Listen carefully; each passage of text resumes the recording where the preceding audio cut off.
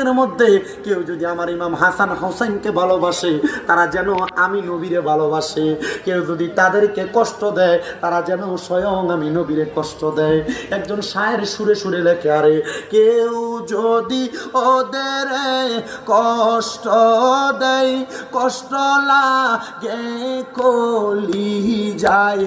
বলেন কেউ যদি ওদের কষ্ট দেয়, কষ্ট লাগে কলি যায়।